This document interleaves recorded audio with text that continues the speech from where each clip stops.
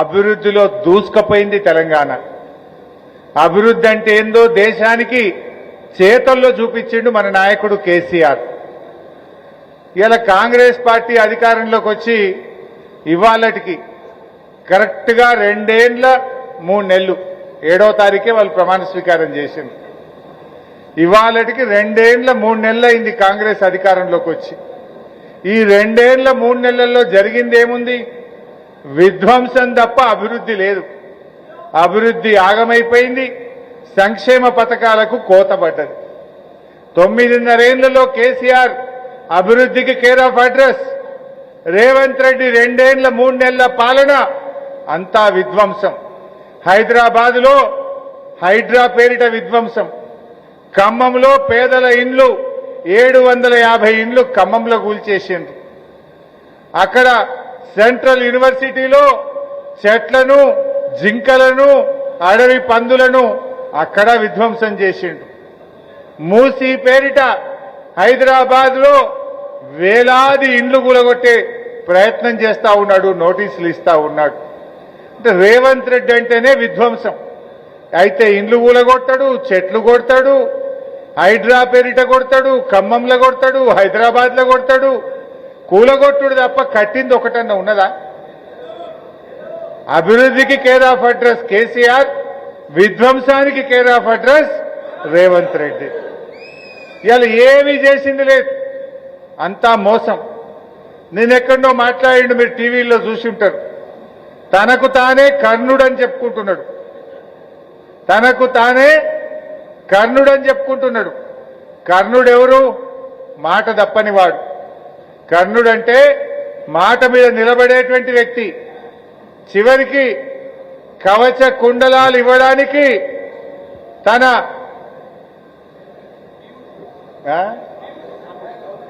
తన ఛాతిని చీరి కవచ కుండలాలు అందించినటువంటి వ్యక్తి, మాట మీద నిలబడే వ్యక్తి కర్ణుడు. రేవంత్ రెడ్డి కర్ణుడా? క్రూరుడు. వాళ్ళు ఏడుస్తా ఉంటే ఖమ్మంలో టీవీల్లో చూస్తే పాపం ఎస్ఐ కళ్ళలో నీళ్లు పెట్టుకున్నాడు. అక్కడ పోయి నిలబడ్డ ఎస్ఐ ఆ ఇండ్లు కూలగొడుతా ఉంటే గుండెలవిసిపోయే విధంగా అక్కడ అక్క చెల్లెలు ఏడుస్తుంటే పాపం ఆ బందోబస్తుకు పోయిన ఎస్ఐ కళ్ళల్లో కూడా నీళ్లు ఆగలేదు. రాష్ట్రం మొత్తం 16 కోట్ల మంది, ఈ దేశం మొత్తం ఆ ఖమ్మం వీడియోలు చూసి బాధపడ్డారు. అంటే ఆ ఎస్ఐకి కళ్ళలో నీళ్లు వచ్చినాయి. ఆ వీడియోలు చూసిన మనందరం కూడా బాధపడ్డాం. కానీ వీసమెత్తు బాధపడని క్రూరుడు ఈ రేవంత్ రెడ్డి.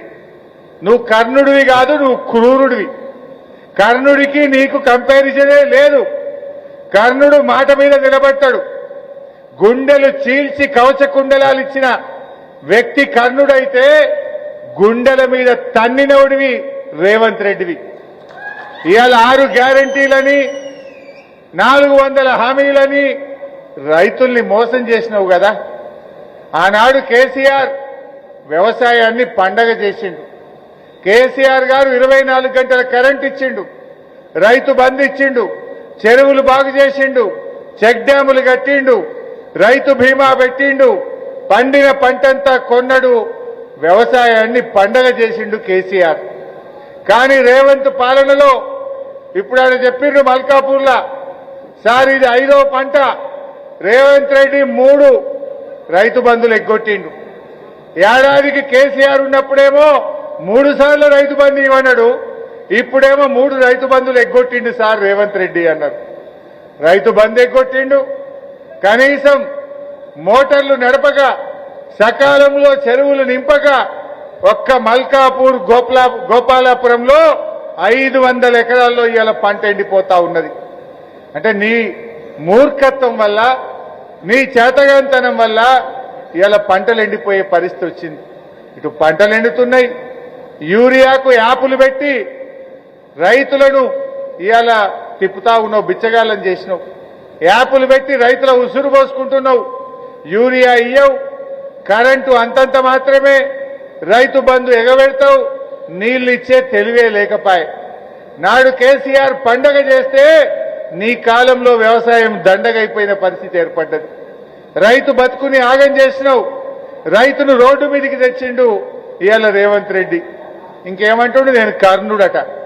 నువ్వు కర్ణుడు అయితే రైతు బంధు ఎగ్గొట్టవు, నువ్వు కర్ణుడు అయితే 24 గంటల కరెంట్ ఇస్తావు, కర్ణుడు అయితే మాట మీద నిలబడి అన్ని 6 గ్యారంటీలు అమలు చేస్తావు.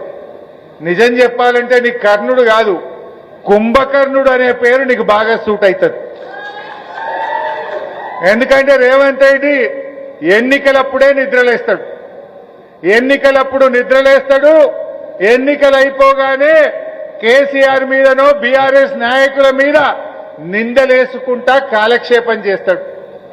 ఏదో ఒకటి అబద్ధాలు చెప్తూ కేసీఆర్ మీదనో కేటీఆర్ గారి మీదనో బీఆర్ఎస్ నాయకుల మీదనో మా బాల్కా సుమన్ మీదనో దొంగ కేసులు పెట్టి అక్రమ కేసులు పెట్టి నిందలేసుకుంటా కాలం గడుపుతున్నావు తప్ప నువ్వు ఇచ్చిన మాట నిలబెట్టుకుంటలేవు.